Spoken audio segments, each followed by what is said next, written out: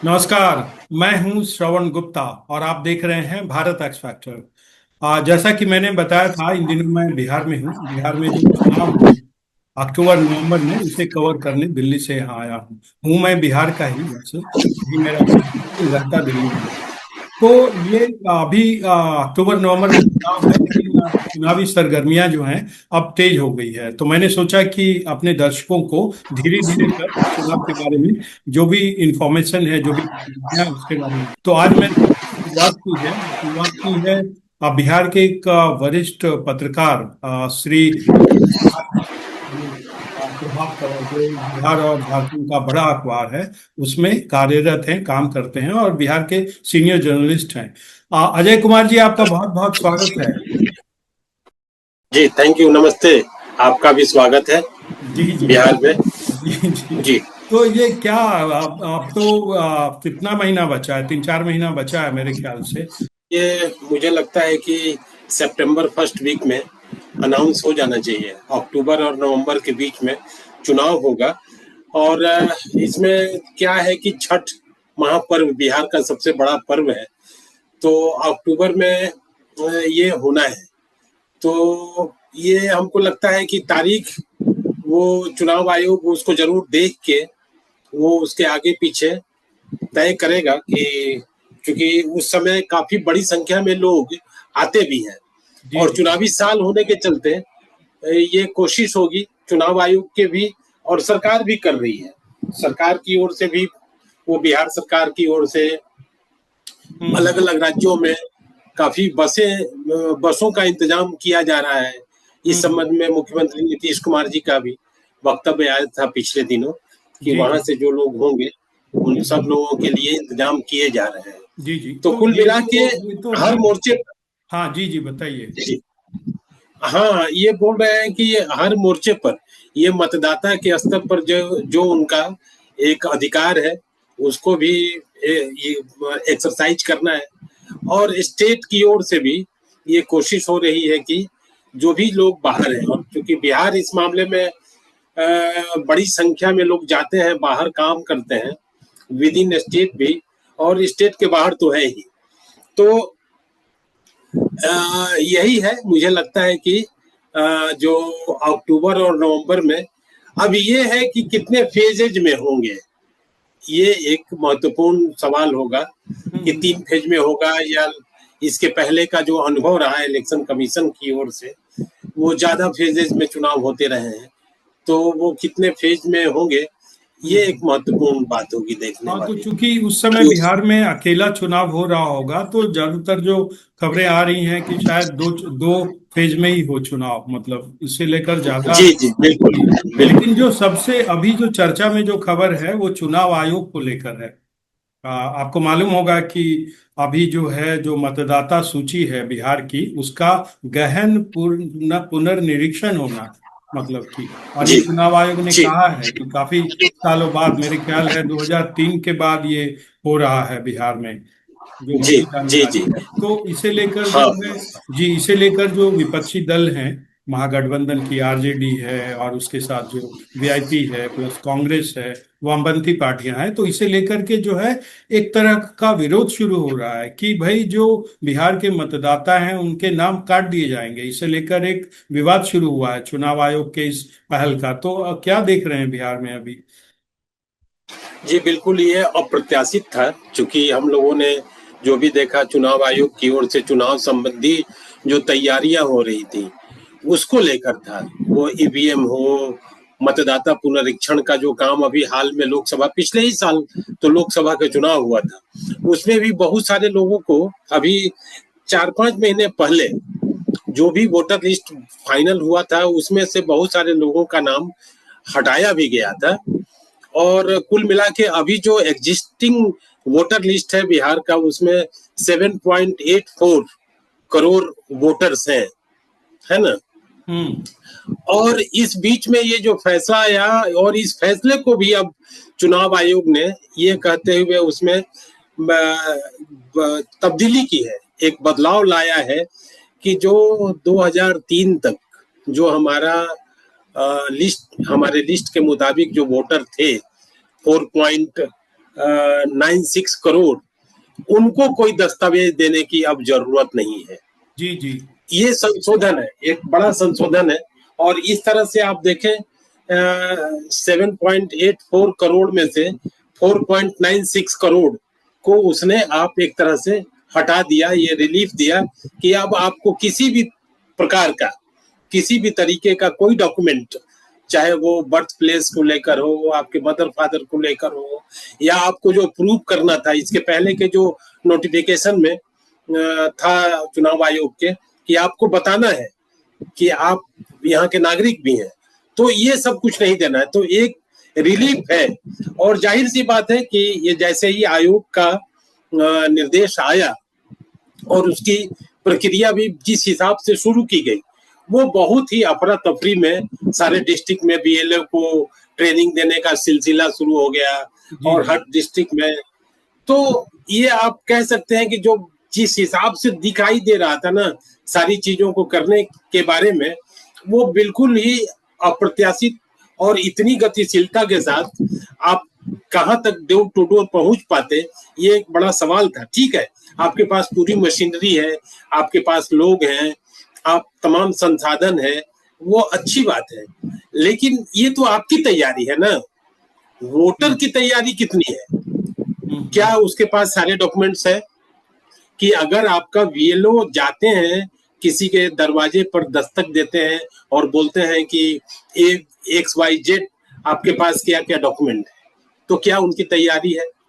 मुझे लगता है कि यह जो रिलीफ दिया है, और इस रिलीफ से लोगों को तो इसमें ये तो ठीक है, आधे लगभग जो है, जो जिन्हें ये जरूरत नहीं पड़ेगी, लेकिन जो बाकी रह गए, बाकी 3 करोड़ समथिंग रह गए, तो उनमें तो वो जो समस्या विपक्षी दल हैं वो कह रहे हैं कि नहीं, वो कहाँ से डॉक्यूमेंट लाएंगे? अभी बोनी का समय चल रहा है, मतलब धान की बुआई, जो अभी बारिश होगी फिर खेतों में लोग रहेंगे, और जो लोग बाहर चले गए हैं, तो उस जो विपक्षी दल है उनका कहना है कि भाई ये तो नाम काट दिए जाएंगे, जिस जिस तरह के वो बता रहे हैं बातें। तो उनकी इस चिंता में कुछ दम है, या ऐसे ही एक राजनीतिक विरोध है? नहीं, मुझे लगता है कि एक डेमोक्रेटिक सेटअप में एक आदमी का भी वोट बहुत ही महत्वपूर्ण हो जाता है। जिस प्रणाली में हम लोग जी रहे हैं और जिस प्रणाली के जरिए सारी व्यवस्थाएं चल रही है, उसमें हर एक वोट का अपना महत्व है और वो बड़ी संख्या है। आप देखें कि 3-3.5 करोड़ वोटर, और वो डॉक्यूमेंट उनको देना है, ये बिल्कुल वाजिब सवाल है। और विपक्ष ने इसको बहुत ही, महागठबंधन की तमाम पार्टियों ने, चाहे राजद हो, तेजस्वी यादव हो, CPI-ML के भी लोग उसमें थे, दीपंकर भट्टाचार्य जी खुद उसमें प्रेस कॉन्फ्रेंस में थे, पवन खेला थे कांग्रेस की ओर से, जो स्टेट प्रेसिडेंट है वो भी थे, CPI CPM के भी लोग थे, और इन लोगों ने, इनकी चिंता बिल्कुल वाजिब है। मुझे लगता है कि ये देखे जाने की जरूरत है कि एक बिहार का, जो आप सब जानते हैं कि अचानक आप कह दें कि आप को अपना जो भी सर्टिफिकेट उसमें चाहिए, जो भी डॉक्यूमेंट चाहिए, वो आप दीजिए हमको। तो मुझे लगता है कि ये टाइम आपके पास है नहीं, जो आपने टाइम फ्रेम किया है उसमें, उसके लिए तो कोई टाइम नहीं है ना वोटर के लिए, वो टाइम आप ही ने फिक्स किया है। और वो मेरे ख्याल दूसरी से बात मुश्किल ये है, से बमुश्किल 25 दिन या 1 महीना ऐसा ही टाइम मिल रहा है चुनाव आयोग को, 1 जुलाई, जी मतदाता जी जी सूची जो है बिल्कुल, 30 सितंबर तक जो है प्रकाशित होनी है, जो दिया गया है जी टाइम फ्रेम। जी जी। दूसरी बात ये है कि मानसून का टाइम है, और अभी जो आने वाला जो वक्त है, आमतौर पर देखेंगे कि जो बाढ़ की स्थिति थी, होती है बिहार में, 38 जिलों में से तकरीबन 18-20 जिले बाढ़ से प्रभावित हो ही जाते हैं। और ये खींचते खींचते, चूंकि सब चीज अब मौसम पर्यावरण में तब्दीली इस प्रकार से हो रही है कि अब अक्टूबर नवंबर तक चला जाता है। जी जी। बाढ़ का पहले जो एक साइकिल था, वो भी अब आगे बढ़ गया है। आप ट्रेंड देखिए पिछले कई सालों का, तो अक्टूबर नवंबर में तो अब एक अलग समस्या हो जाएगी। न सिर्फ चुनाव आयोग के अधिकारियों की पहुंच उन वोटरों तक पहुंचने की होगी, बल्कि वोटरों का भी, कि अपना पक्ष, अपनी बात, अपना जो भी सर्टिफिकेट या डॉक्यूमेंट है वो कैसे देंगे, क्या करेंगे? तो नहीं, एक इसमें सवाल तो इसमें है ही। इसमें एक चीज है, वो चुनाव आयोग ने कहा है, जो अखबार में खबर छपी है कि 10 डॉक्यूमेंट्स में से कोई एक भी। तो आपको क्या लगता है कि अभी गिनती करना तो मुश्किल होगा कि ये 10 डॉक्यूमेंट क्या क्या हैं, लेकिन आपको क्या लगता है कि कोई भी एक परिवार जो है उसमें से 10 में से एक डॉक्यूमेंट भी उनके पास नहीं होगा? उसमें से क्या देखिए, अभी जरूरी? अभी अभी क्या है कि हम लोगों के सामने जमीन सर्वे वाला जो मामला चला था पिछले 6 महीने से 8 महीने से जो चल रहा था, तो वो एक अलग तरीके से उसने ये बताया कि हमारे समाज में, हमारे घर परिवार में डॉक्यूमेंटेशन का जो दस्तावेज रखने का जो पूरी व्यवस्था है वो बहुत ही मतलब आप ये नहीं कह सकते हैं कि गैर जिम्मेवाराना है। आप वो आप बाप दादे के हिसाब से मान लीजिए कि चला आ रहा है, तो वो मानते हैं कि हाँ, आपका अगर दखल है तो मान लिया गया है, और उस गांव के लोग भी मानते हैं कि हाँ भाई, ये जेन्युइन है, न्याय संगत है, इसमें कोई दिक्कत नहीं है। तो असली दिक्कत ये है कि मान लीजिए कि वो रखेंगे भी कहाँ, कैसे रखेंगे? हम्म। हाउस होल्ड हम मुझे लगता है कि 2.25 करोड़ के आसपास का है बिहार में, 2011 की जनगणना के मुताबिक। और जी। हाउस होल्ड इन इन सालों में आप देखें कि 14 सालों में हाउस होल्ड की संख्या और बढ़ी होगी। हम्म।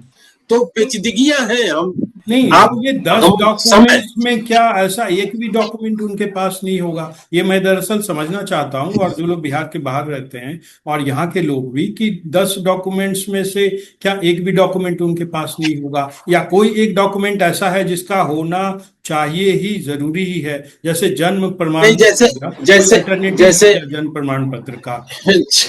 जैसे आधार को आपने पिछले 10-15 सालों से या 20 साल से बोल सकते हैं कि आधार को जिस हिसाब से आपके जीवन का एक केंद्र केंद्र में ला दिया गया है आधार को, अब वो आधार इसमें है नहीं।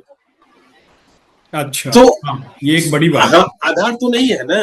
तो हम्म। आपने सब चीज को पहले पिछले 2 दशक से आप देखिए कि आधार को लेकर क्या क्या नहीं हुआ।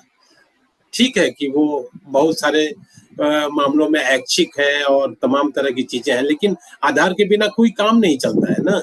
हम्म। लेकिन इसमें वो है नहीं। आपको अब बताना आधार है वाला कि थोड़ा, ये चुनाव आयोग से थोड़ा सा अलग है आधार का मामला, क्योंकि चुनाव आयोग तो अपना देता है, वो मतदाता सूची बनाता है, वो आधार तो बाद में आया जी है। जी जी चुनाव आयोग तो बहुत जी सालों से काम कर रहा है।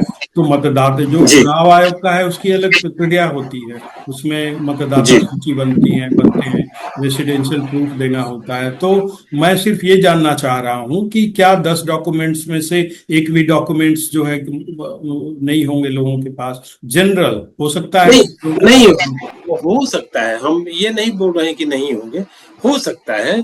लेकिन क्या है कि मान लीजिए कि एक बड़ी आबादी अब बाहर है, हम्म।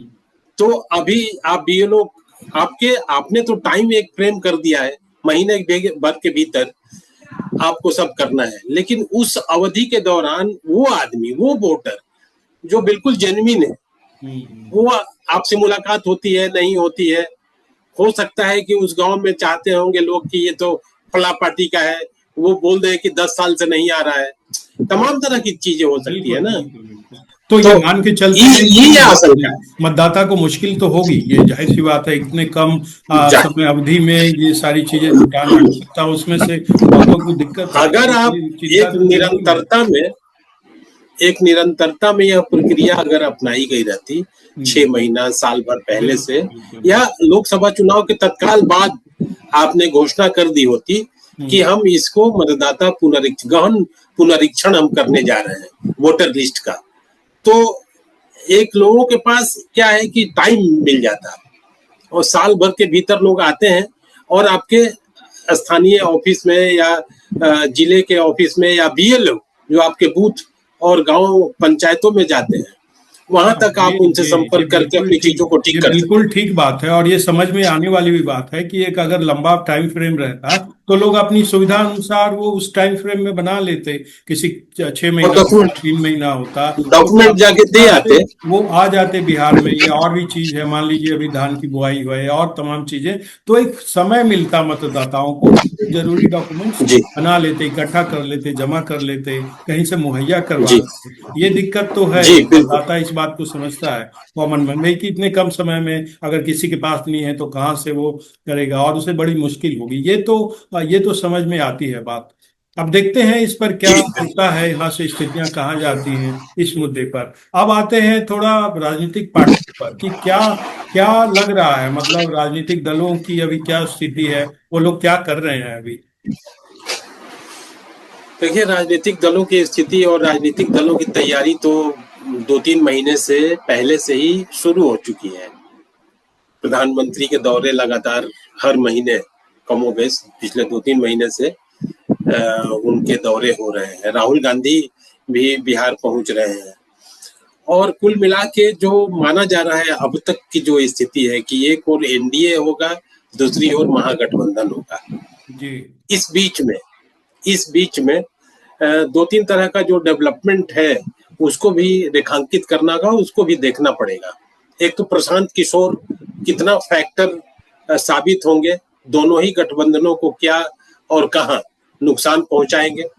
वो पिछले 2.5-3 साल से बिहार में सक्रिय है और जन सुराज के उनकी पार्टी का जो नाम है, उनकी पद यात्राएं लगातार सुर्खियों में रही और वो उनका एक लगातार चल रहा है। क्रमशः उनके अलग अलग कार्यक्रम हो रहे हैं।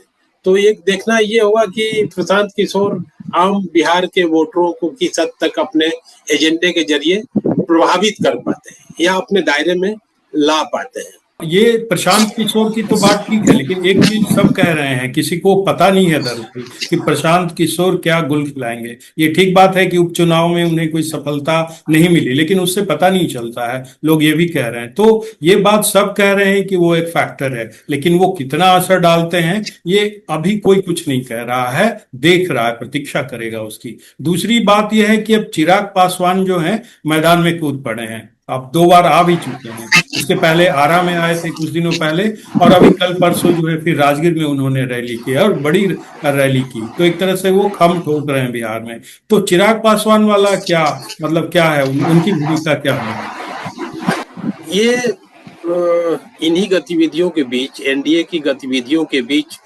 एक आप कह सकते हैं कि चिराग पासवान एक फैक्टर के तौर पर अपने आप को बिहार के चुनाव मैदान में वो देख रहे हैं और उन्होंने एक तरह से दावेदारी भी कर दी है कि अच्छा। मुझे पार्टी की ओर से ये कहा जा रहा है कि चुनाव लड़िए और चुनाव वो लड़ेंगे। उनके चुनाव लड़ने का सीधा मतलब है कि वो अपनी दावेदारी मुख्यमंत्री के तौर पर कर रहे हैं। अब ये है कि बीजेपी या जदयू जो एनडीए का सबसे बड़ा घटक दल है दोनों, तो उसमें तो जैसे कि चुनाव नीतीश जी के नेतृत्व में एनडीए लड़ेगा, ये तमाम दो जितने पार्टियों के नेता हैं, खासतौर से बीजेपी की ओर से ये कहा जा रहा है लगातार, मुख्यमंत्री बनने की भी बात एक तरह से स्वीकार ली गई है कि चुनाव बाद वो बनेंगे। वो क्या होगा नहीं होगा तो पॉलिटिक्स में कोई कुछ कह नहीं सकता है। जी जी। लेकिन ये महत्वपूर्ण हुआ है कि चिराग पासवान की दावेदारी को किस रूप में बिहार के वोटर और उनका जो अपना सामाजिक आधार है वो किस मजबूती से लेता है। और दूसरी बात यह है कि आप देखें कि लोजपा का लोकसभा चुनाव में विधानसभा चुनाव में उस तरह से 2005 के फरवरी महीने में जो चुनाव हुआ था उसी में डबल डिजिट लोजपा को सीटें आई थी।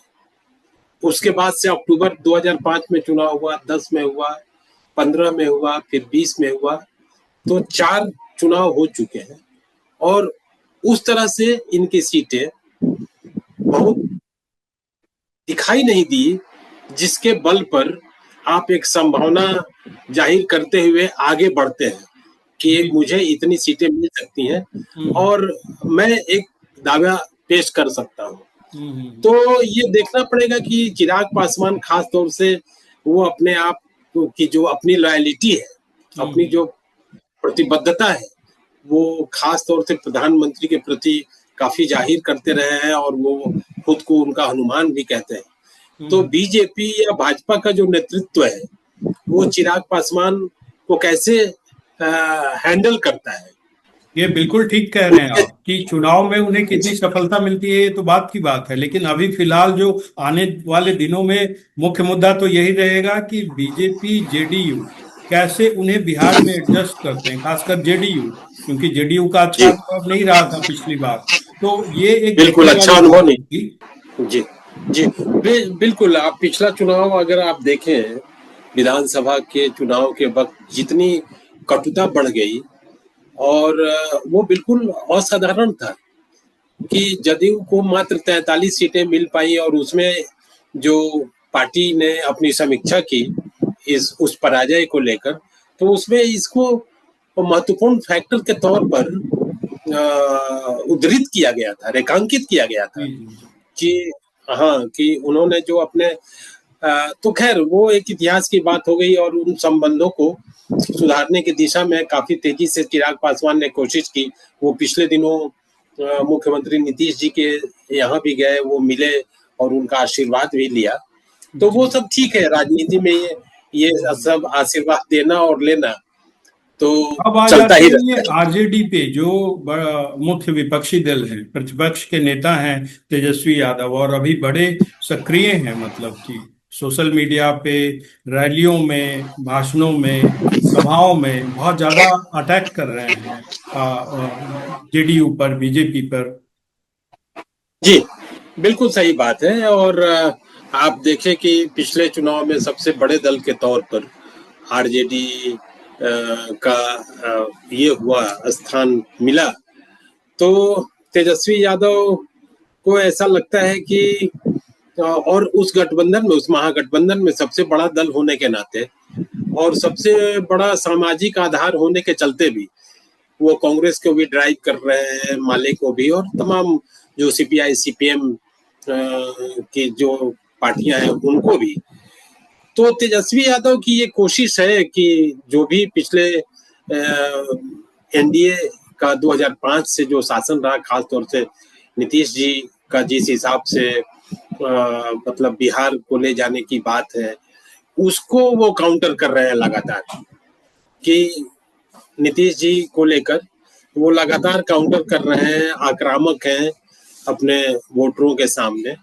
लेकिन क्या है कि नीतीश जी का जो पूरा 20 वर्षों का आप देखें कार्यकाल, तो उसमें जो भी बुनियादी जो एक जरूरत थी बिहार की, सड़क की हो, बिजली की को लेकर हो, बिजली ठीक है कि ये सेंट्रल पूल से आपको बिजली मिल रही है और आप खरीद रहे हैं, लेकिन बहुत सारे मोर्चे पर जो आप देख रहे हैं कि इन 20 वर्षों के दौरान उन्होंने किया, और लोग भी महसूस करते हैं, तो उसके बाद क्या, ये सवाल तेजस्वी जी को या विपक्ष को, कि जो भी आज बिहार जहां पहुंचा 90 के दशक से निकल के 2005 के बाद, और इस 21वीं शताब्दी का 1/4 जो निकल गया 25 साल, तो अब आने वाले 25 या 50 साल में बिहार को आप कहां देख रहे हैं, कहां ले जाना चाहते हैं, वह सपना आपको मजबूती के साथ, चाहे विपक्ष हो या पक्ष हो, एनडीए के लिए भी ये एक है कि आप भाई ठीक है, आप पलायन की बात है, बाढ़ की बात है, तो ये तो आज का नहीं है ना, ये तो 100, 150, 200 साल से चल रहा है लगातार बिहार इन सब चीजों से। तो नहीं, बदलती आपने बदलती दुनिया। आपने बड़ी अच्छी बात कही है, जो पकड़ी है, पकड़ा है चीजों को, कि नीतीश कुमार ठीक है, काम कर रहे हैं, बहुत सारी चीजें हुई भी हैं, ऐसा नहीं है, क्योंकि मैं खुद 3 महीने से बिहार में हूँ और देख रहा जी हूँ जी कि बहुत सारे जी मापदंड बिल्कुल। पे ठीक है बिहार पीछे है, लेकिन ये भी दिख रहा है कि बहुत सारे काम भी हो रहे हैं और जनता भी इसे देख रही है। लेकिन आपने जो जी कहा बिल्कुल। आने वाले, मतलब उनका तो हो गया 2005 के बाद 20 साल, अब आने वाले के समय में क्या होगा, तेजस्वी की नजर उस पर है, क्योंकि बीच में वो जी भी उनके साथ रहे हैं, तो ऐसा नहीं है कि जी उनसे बिल्कुल उनको अलग किया जा सकता है। मतलब जी आरजेडी के जी साथ भी रहे हैं नीतीश कुमार जी, तेजस्वी के साथ, ठीक जी है ना। तो जी, आपने ये बिल्कुल बड़ा बिल्कुल। अच्छा अच्छा इशारा किया, बड़ी अच्छी बात पकड़ी कि तेजस्वी की नजर अब आगे पे है कि आगे कौन। तो ये बिल्कुल जी। ठीक कह रहे हैं। तो आज जो है और हमने हमने जो है मेरे ख्याल से शुरुआत के तौर पे अब जो है बिल्कुल शुरुआत हो गई है इस चीज की। और आपने बड़ी, एक तरह से मैं समअप कर दूं कि आपने ये बड़ी अच्छी चीजें कही कि भाई चुनाव आयोग जो मतदाताओं को लेकर जो मतदाता सूची तैयार करने जा रहा है और मतदाता सत्यापन की जो बात कही जा रही है उसमें समय कम है, मतदाताओं को दिक्कत हो सकती है, इस बात को सभी मानते हैं। अगर मतदाताओं को जी समय दिया जाता पहले तो ये और अच्छा रहता। देखना होगा, हो सकता है कुछ इसकी राह निकले। दूसरी जो बात आपने जी जी की कि ये चिराग पासवान की, वो भी बड़ी कायदे की है कि भाई जेडीयू से उनका कैसे वो तालमेल बिठाते हैं और आने वाले दिनों में क्या होता है। प्लस प्रशांत किशोर को लेकर सभी ये कह रहे हैं, मैं कई जिलों में गया हूँ फिलहाल जो है, तो वहाँ सब यही कहते हैं, मतलब उन्हें नकारते नहीं, कहते हैं कि हाँ वो एक फैक्टर है, लेकिन वो देखना होगा। और आरजेडी का भी जी आपने कहा कि भाई ठीक है, ये नीतीश कुमार जी हैं काफी सालों से, तो वो अलग एक उसका असर है। लेकिन आने वाले दिनों में क्या क्या होगा, यहाँ की राजनीति कहाँ जाएगी, किसके हाथ में जाएगी, आरजेडी की, तेजस्वी की, यादव की, इस पर नजर है। तो बड़ा अच्छा रहा, आपने जो है समय दिया, आपका बहुत बहुत धन्यवाद। थैंक यू, नमस्ते।